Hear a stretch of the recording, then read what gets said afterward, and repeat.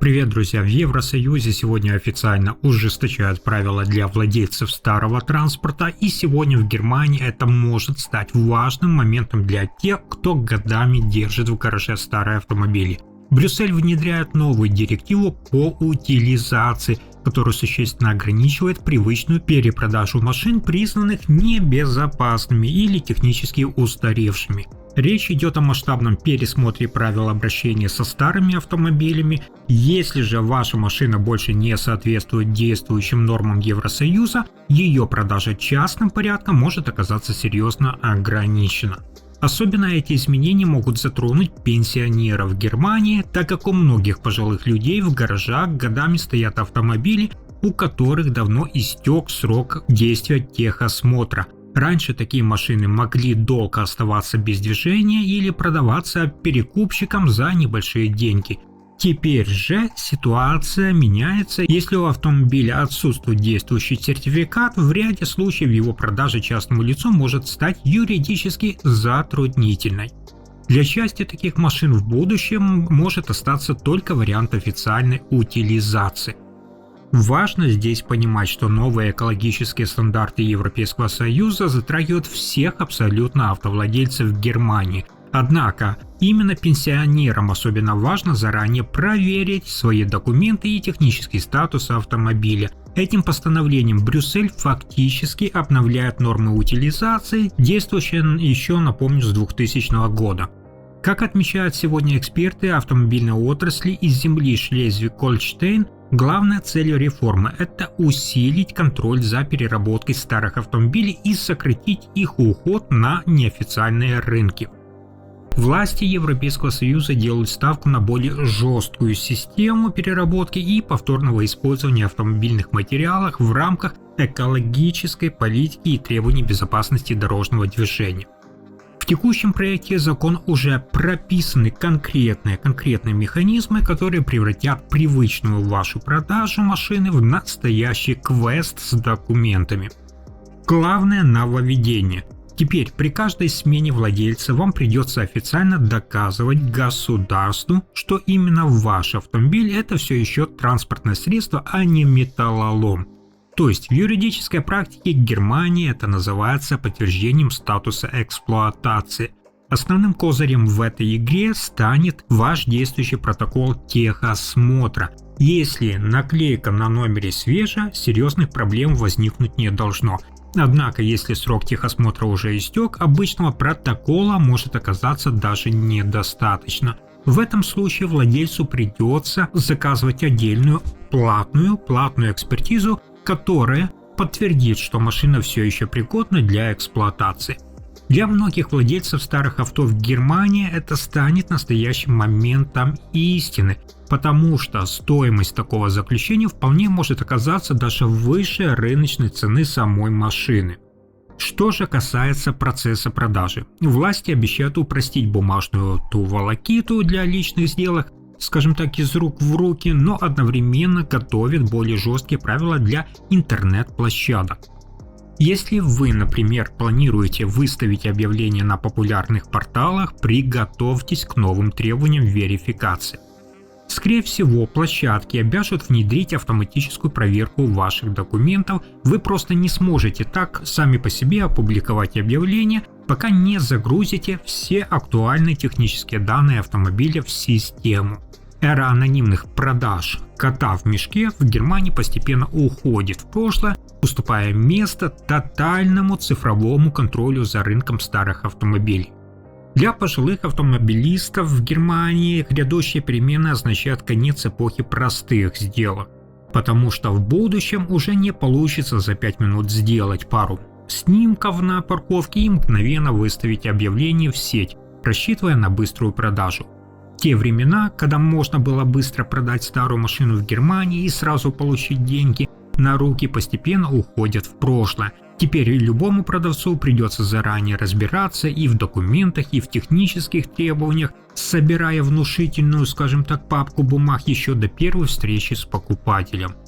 Для многих пенсионеров, которые рассматривали продажу семейного авто как быстрый способ пополнить бюджет и обеспечить себе дополнительную финансовую подушку, этот процесс может превратиться в серьезную бюрократическую проблему. Процедура станет более затяжной и потребует дополнительных финансовых вложений уже на самом старте, например, на получение того самого заключения о техническом состоянии. В итоге, вместо того, чтобы сразу получить дополнительный доход, пенсионерам Германии придется сначала потратить время и деньги на подтверждение того, что их автомобиль все еще пригоден для эксплуатации. Но здесь, друзья, есть важный момент. Прямо сейчас паниковать и срочно бежать в гараж все же не стоит.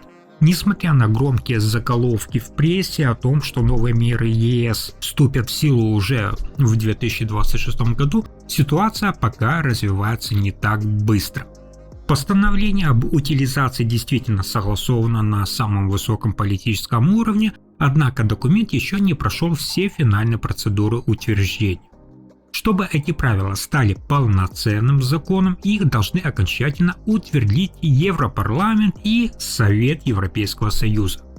Юридический статус обязательного к исполнению документа наступит только через 20 дней после публикации в официальном вестнике ЕС.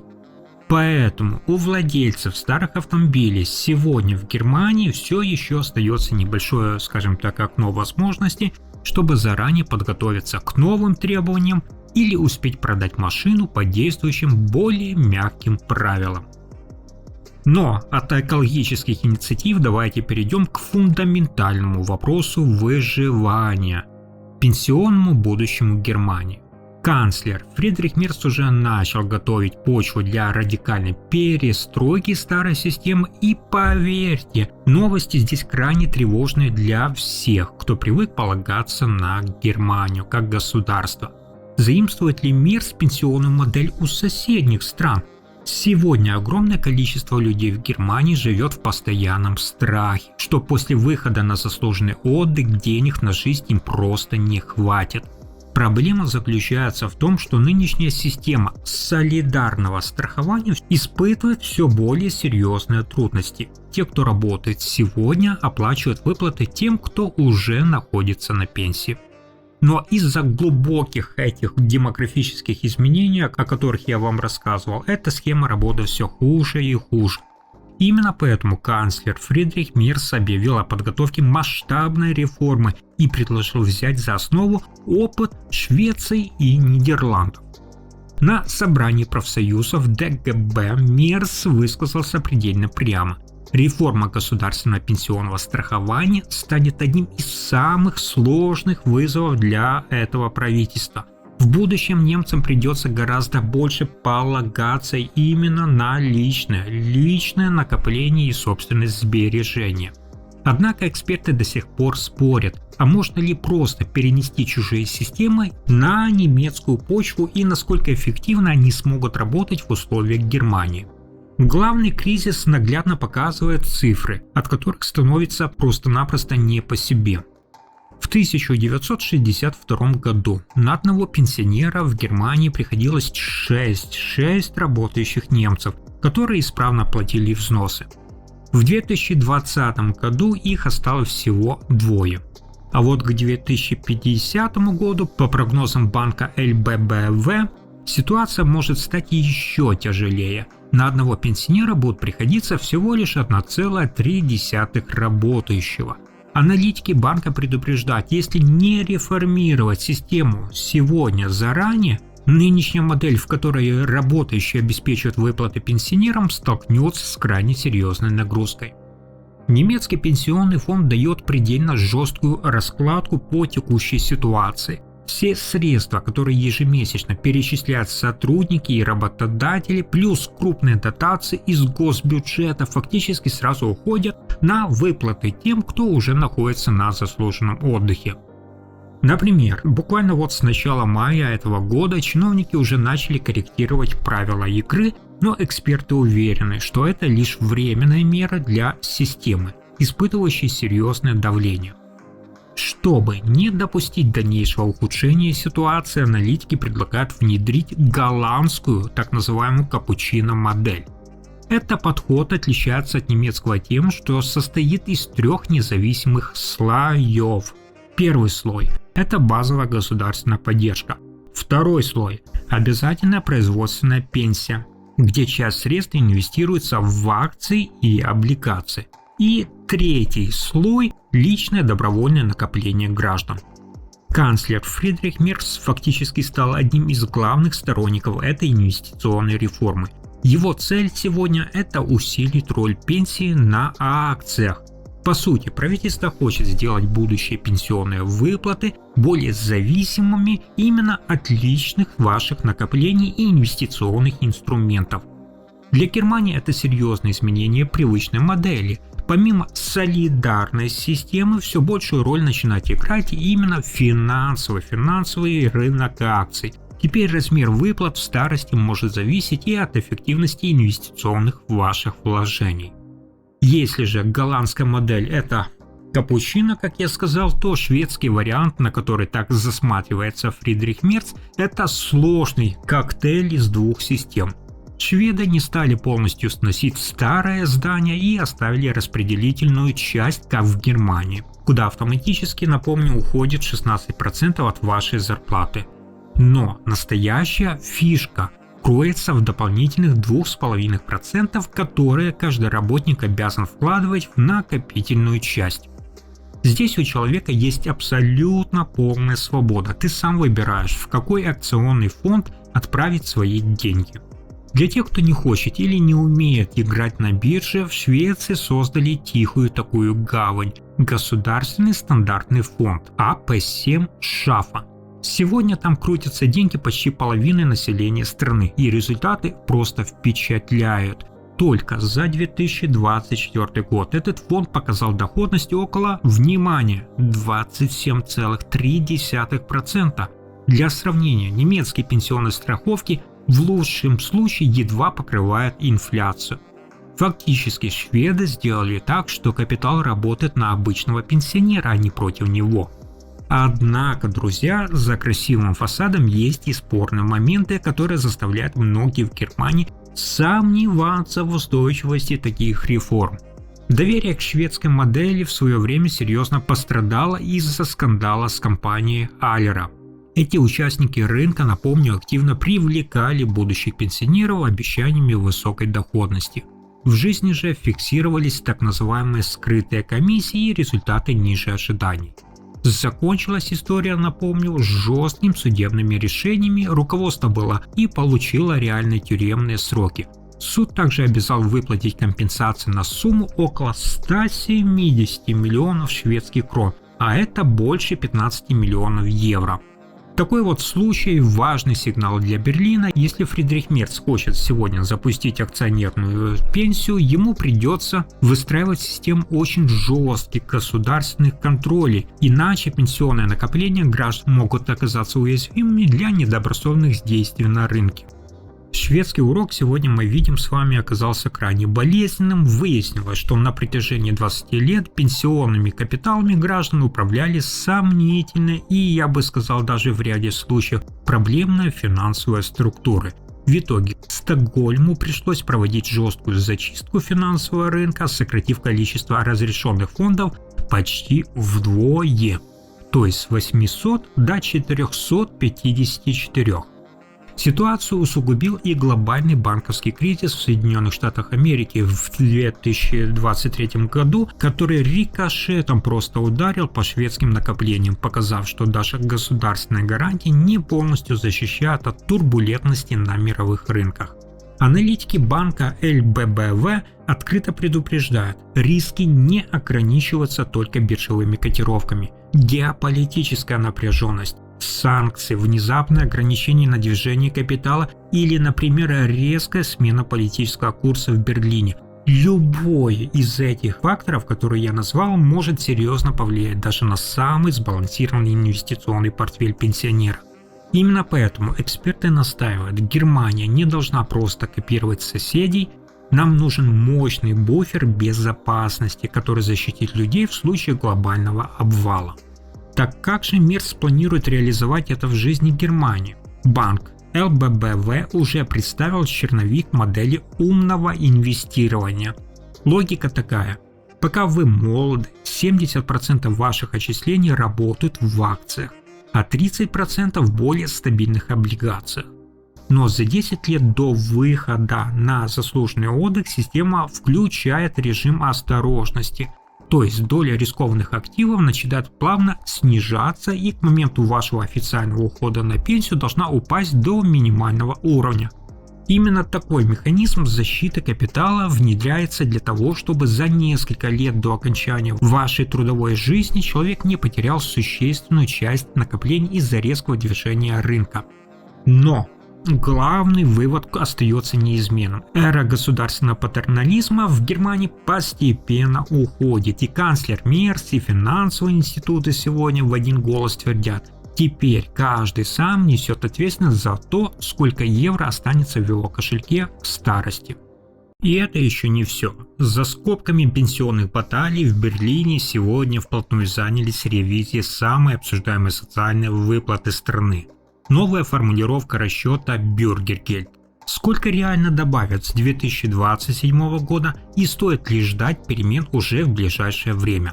Ситуация напряженная на самом деле. Уже 2 года, вы знаете, одинокие получатели пособия живут на замороженные 563 евро. Эта планка не сдвинулась ни на цент, несмотря на то, что инфляция, вы знаете, за это время существенно повлияла на потребительскую корзину Германии.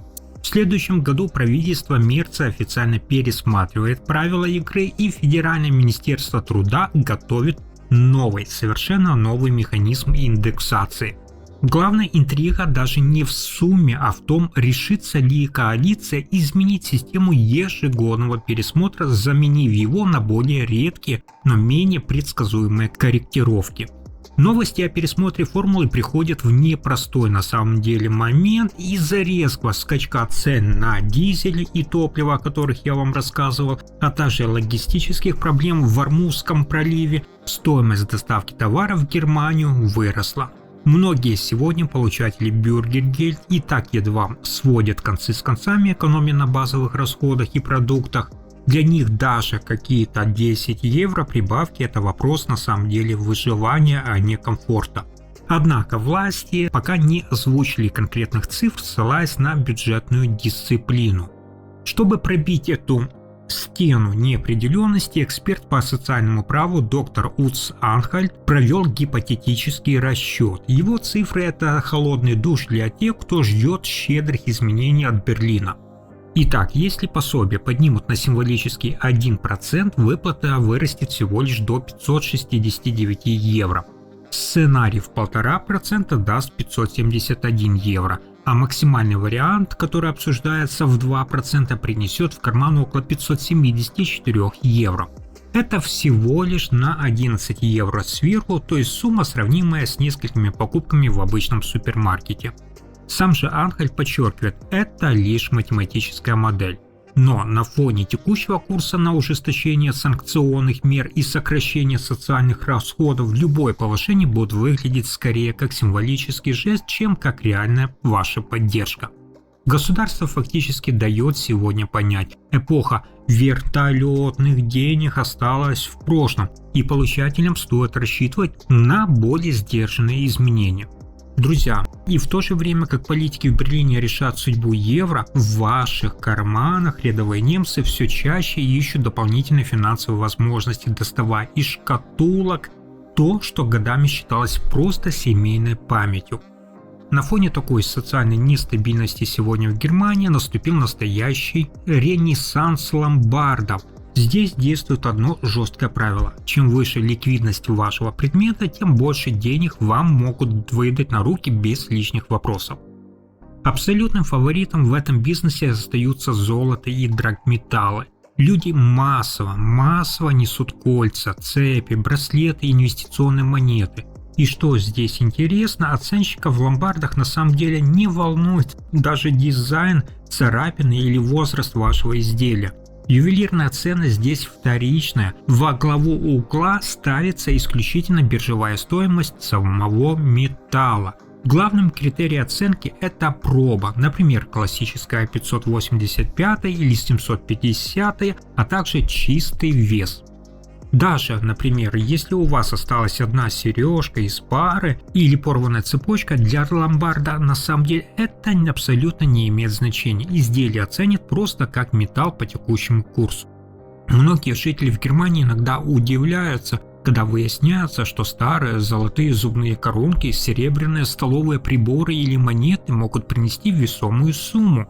Драгметаллы – это универсальная, друзья, ценность, на которую в Германии всегда есть спрос.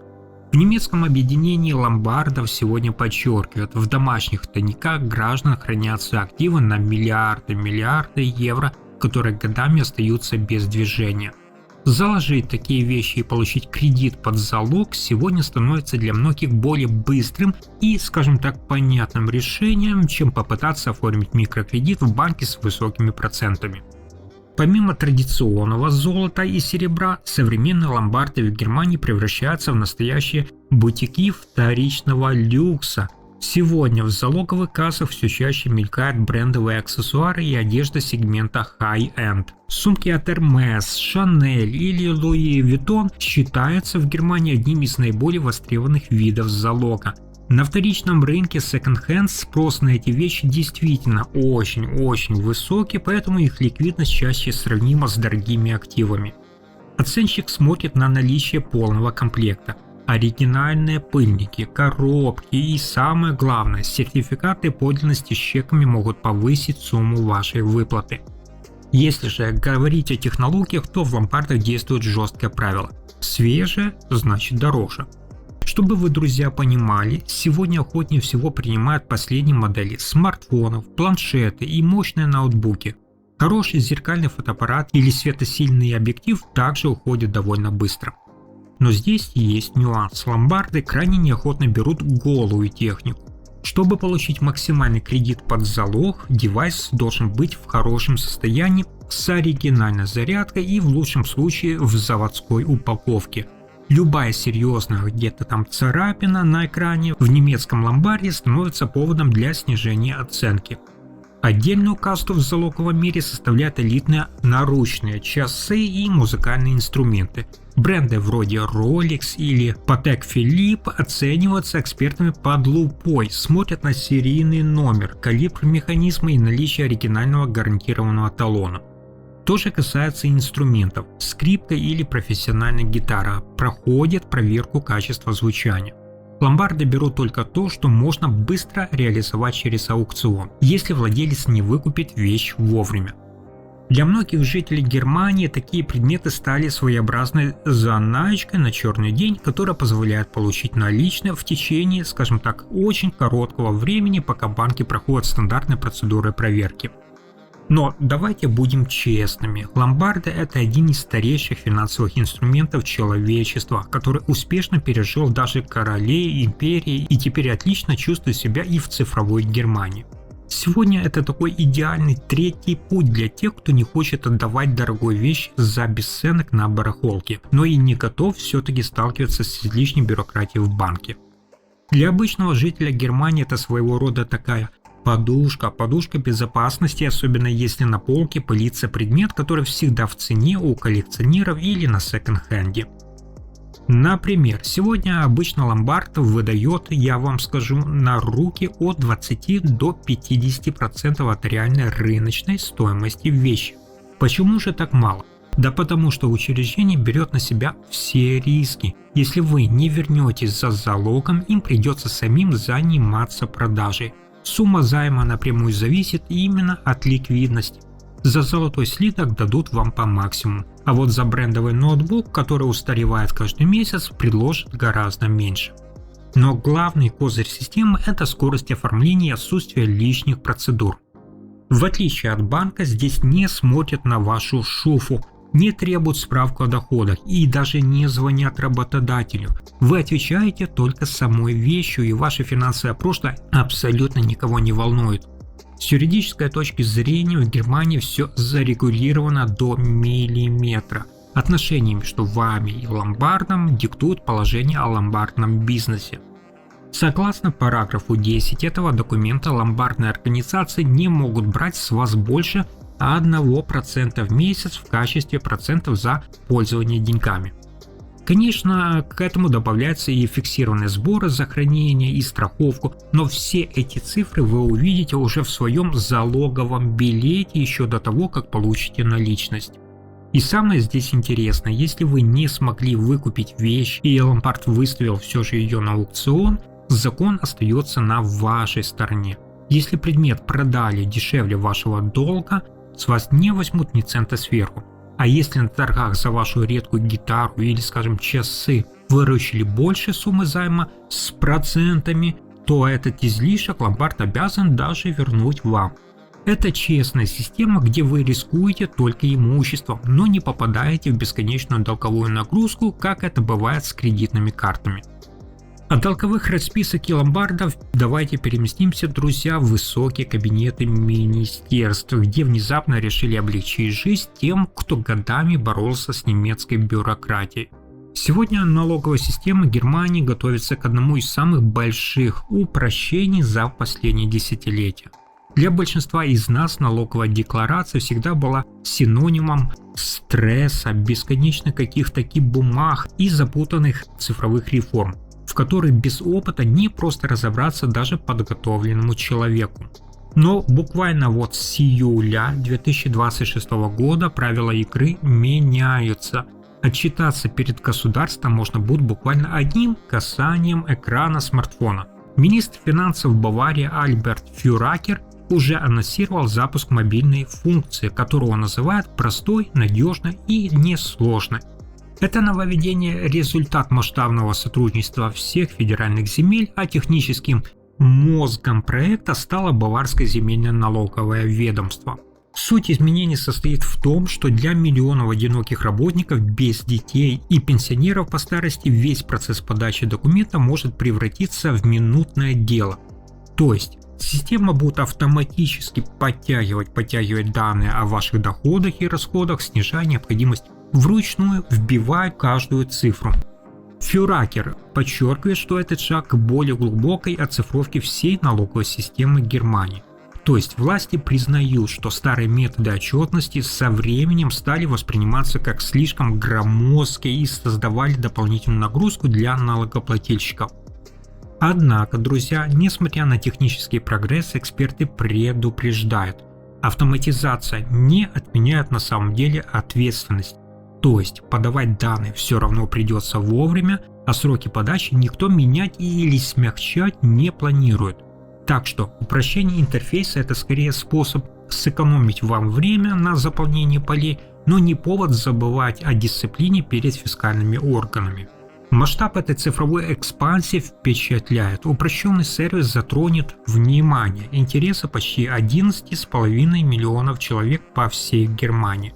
Механика процесса максимально прозрачна, то есть вы можете активировать эту функцию в обновленном приложении MeinElster Plus. Программа сама просканирует государственные базы данных, подтянет информацию о ваших доходах и автоматически сформирует черновик, так назовем, декларации за 2025 год, за 2026-2027 год, имею в виду в будущем. Вам останется только пробежаться глазами по этим цифрам и, если все верно, отправить документ в налоговую одним кликом.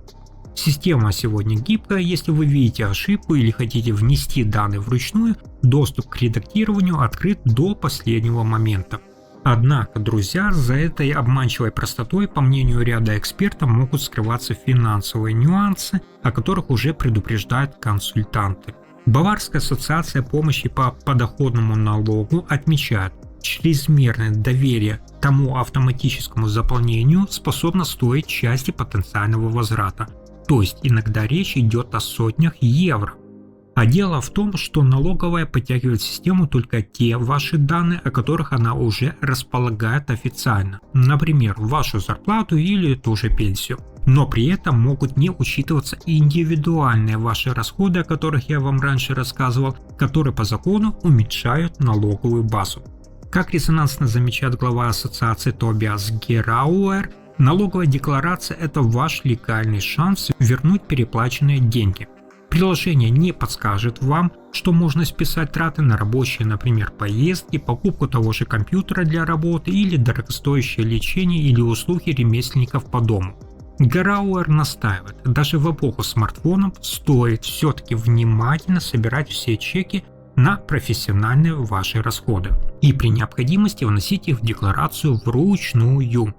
И помните, друзья, государство автоматически заполнит только ваши доходы, а о возможных льготах, вычетах все равно нужно позаботиться вам самостоятельно. После обкатки сервиса на одиночках и пенсионерах власти планируют постепенно подключать и другие группы граждан, постепенно сокращая бумажную нагрузку в системе ФРГ. Таким образом, сегодня в Германии все больше переход к режиму цифровой отчетности и автоматизированных сервисов. Новые правила утилизации авто фактически ограничивают частный рынок старых машин, а пенсионная реформа Мерца перекладывает часть рыночных рисков на граждан. И даже если налоговая предлагает подать декларацию одним кликом, все-таки важно понимать, что система работает с теми данными, которые ей доступны, а часть вычетов остается на стороне вас, как налогоплательщика. Будьте внимательны к документам, проверяйте каждый пункт и не упускайте законы возможностей для возврата. На этом пока все. Спасибо за просмотр.